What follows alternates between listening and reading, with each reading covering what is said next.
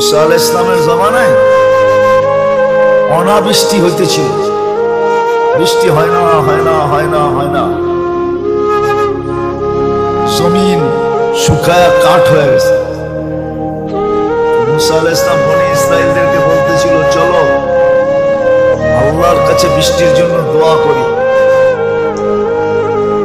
যেই খরা চলতেছে, কিছুদিন পরে কিচ্ছু থাকবে না। মুসা আলাইহিস সালাম চলছে বৃষ্টির জন্য, দোয়া করবে বনি ইসরাইলকে নিয়ে। আর আগে নিয়ম ছিল, যেদিন ইস্তেসকার নামাজ পড়বে ফজরের পরের থেকে কিছু খাবে না, রোজার মতো থাকবে, রোজার মতো। এমনকি বাচ্চাদেরকে মা দুধও দিবে না, জানোয়ারকে কোনো খাওয়া দিবে না, যেন সবাই আল্লাহর দিকে ফিরে। তো আধা রাস্তায় যা বলতেছে, চলো দোয়া করতে হবে না, বৃষ্টি চলে আসবে। বনি ইসরাইল একটু গারতেরা জাতি ছিল, গারতেরা, গারতেরা বুঝেন? বলতেছে, মুসা দোয়াই তো করলাম না, আলাইহিস সালাম দোয়াই তো করলাম না, বৃষ্টি কোত্থেকে আসবে?